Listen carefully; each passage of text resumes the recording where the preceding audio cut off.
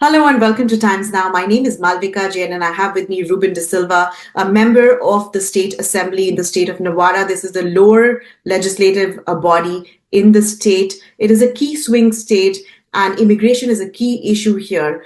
And as the United States of America heads for its election today, it remains to be seen who this state is going to vote for because it is going to be one of the decisive factors in this presidential race. Ruben, welcome to Times Now. My first question to you is that Nevada is a key swing state, and we've been seeing both Harris and Trump campaign aggressively in the state. As far as the Indian American community is concerned, what are the issues that impact them in the state, and what is their role likely to be? How influential are they likely to be in the swing state of Nevada?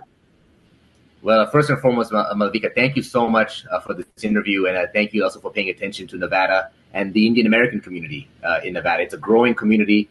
You know, my family first moved to Nevada in 1991 when I was 6 years old, and we were a very small community, maybe about 60 families at the time. And now we've grown to over 10,000 to 20,000, families that we believe are living in this state. And we make up the entire state's population, from the rurals to the urban areas of Reno and Las Vegas. So we're a very dynamic community.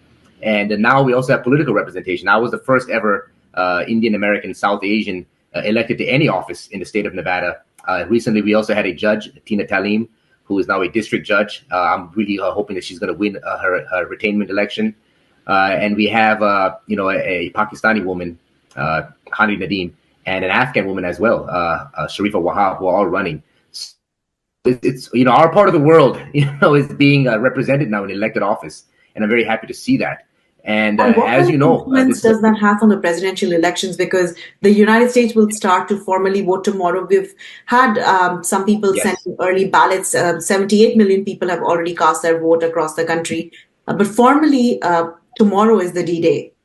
Yes. So what this means is that we're just very politically active. I think this is the most active the Indian American community has ever been in any sort of election in the history of Nevada, because we have our own community members now running for office, and of course with Kamala Harris, at the top of the ticket, being an Indian American woman, I think that has also been very, very important to our community, and we're seeing, I believe, an uptick in voters because of her. I think that, usually, and I'm a Democrat, and so is Kamala Harris. And, we do align more with the Democratic Party as an Indian American community in the United States. But I think it's going to be even higher, real uptick of vote who are going to be coming out for her. I'm thinking that in our state, we'll probably have about 75%, 3/4 of the Indian American voters will be coming out for Kamala Harris.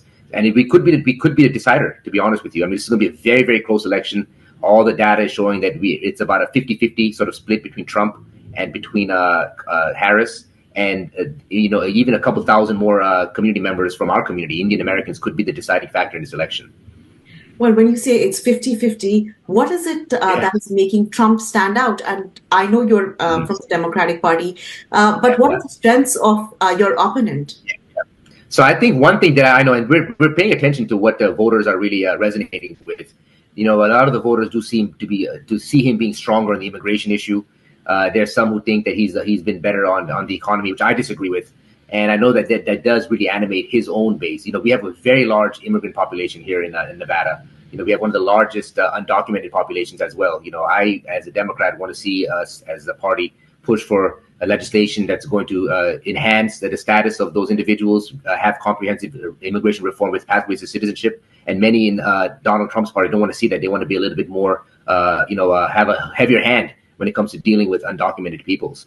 So that has really animated a lot of people in this state, and I think that's one of the reasons why he is so popular in states like Nevada and Arizona. But on the same token, too, on the Democratic side, we also have our own viewpoints on the issue, and it does matter to us. There are many individuals who, like myself, I'm an Indian American who had no papers in this country till I was 13, 14 years old. So, and I remember the harsh tone that people took, trying to deport myself, my mom, and split our family apart. So there are many of us too who feel very strongly against that sort of message. But he is doing very well in the state. It's a 50-50 split right now. And when it all boils down to it, our community, the Indian American community, the broader Asian community, could be the deciding factor in this election cycle. Well, you raised a very valid point regarding undocumented immigrants, and you were honest enough to share your own journey in Yes. that regard. Uh, how much does this issue really impact Indian Americans? Because we saw recently the Harris administration deporting around 1,100 Indian Americans who were undocumented, and they were put on a charter flight and sent back to India. Yeah, yeah. I think that and then again, this is where I do have some disagreements with the administration. Is the fact that they did take a heavier hand in dealing with the undocumented immigrants. There's some who didn't really get, I think, their cases fully heard, but they had to take a stance on it because we saw that the voters were responding to this issue, and Trump was running away in the spring and in the early summer on this issue, and there are many who felt that this could be the deciding sort of issue.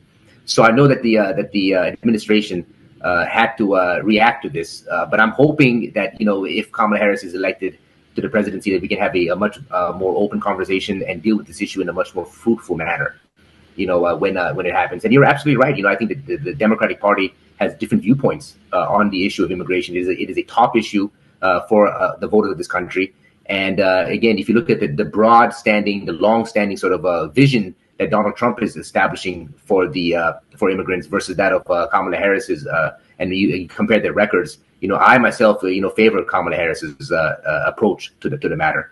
And it is important. I was just talking to two Indian Americans who are here, but without papers, who are very afraid as to what's going to happen. They feel at home and more trusting of Kamala Harris than Donald Trump, who is talking about openly coming into our cities and communities and deporting people forcefully. My last question to you is that in the state of Nevada, I mean, immigration seems to be a very contentious issue. Yes. Illegal immigrants, legal immigrants, there's so many layers to this issue. And it remains to be seen what stance Kamala Harris, if she were to be Yes. elected, will ultimately take. Of course, Donald Trump has already made his stance on this issue very, very Yes. clear.